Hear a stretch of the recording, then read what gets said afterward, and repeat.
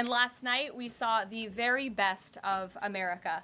After spending nearly 300 days aboard the International Space Station, Butch Wilmore and Suni Williams are back on Earth. These two incredible astronauts were only supposed to be up there for 8 days, but because of the Biden administration's lack of urgency, they ended up spending 9 months in space. Joe Biden's lack of courage to act boldly and decisively was a big reason why Butch and Suni did not make it back until yesterday.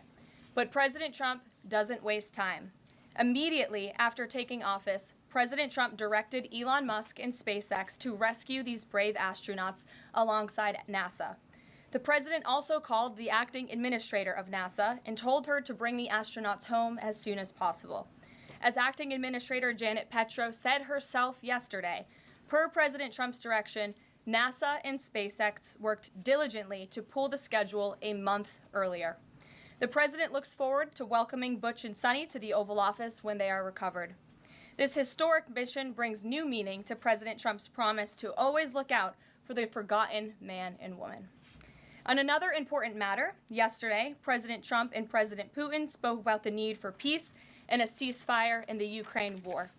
Both leaders agreed this conflict needs to end with a lasting peace and also stressed the need for improved bilateral relations between the United States and Russia.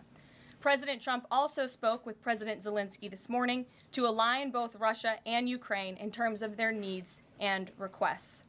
As President Trump has said repeatedly, the precious lives and money that both Ukraine and Russia have been spending in this war would be better spent on the needs of their people. This terrible conflict would have never started with President Trump in charge, but he's determined to end it once and for all. President Trump also promised maximum transparency and a commitment to rebuild the trust of the American people in our intelligence community. Part of that promise was to fully release previously classified records related to the assassination of former President John F. Kennedy, and he made that happen yesterday. This historic release consisted of approximately 80,000 pages of previously classified records that are now published. The records are available to access either online at archives.gov/JFK or in person, accessible to the American people at the National Archives in College Park, Maryland. Records that are currently only available for in-person viewing are being digitized and will be uploaded in the coming days. On another note, positive economic data continues to pour in, showing the immediate impact of President Trump's pro-growth agenda. After suffering a steep decline in the final year of the Biden administration, the manufacturing sector came roaring back in February. Industrial production surged in February, these are new numbers, 3 times at a greater 3 times rate than the expectations to its highest ever recorded level. And President Trump's laser focus on massive deregulation and unleashing our domestic energy industry is leading to stabilities for Americans' bottom lines. As Newsweek summed it up today, gas prices are plummeting under President Trump. And the Trump administration continues to make American communities safer through our ongoing mass deportation campaign of illegal alien criminals. Yesterday, FBI Director Kash Patel announced the agency captured another fugitive from its 10 most wanted list, securing the extradition of Francisco Javier Roman Bardeles, a key senior leader of the brutal MS-13 gang. And the brave men and women of ICE also arrested a number of dangerous aliens across the country in recent days. You will see them on this screen. ICE San Francisco just arrested a citizen of Guatemala convicted of sexual battery.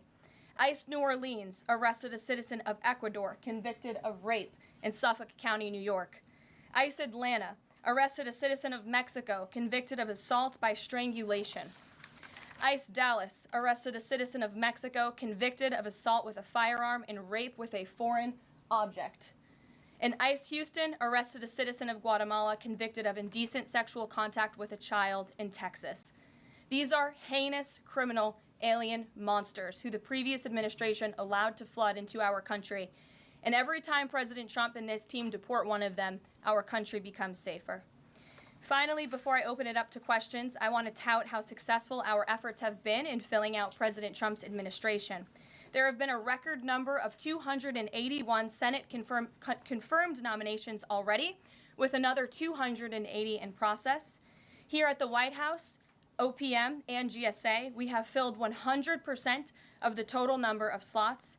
And this is a record number of placements in the first 58 days of any administration, and a testament to the caliber and the sheer quantity of talented people who want to work for President Trump to make America great again.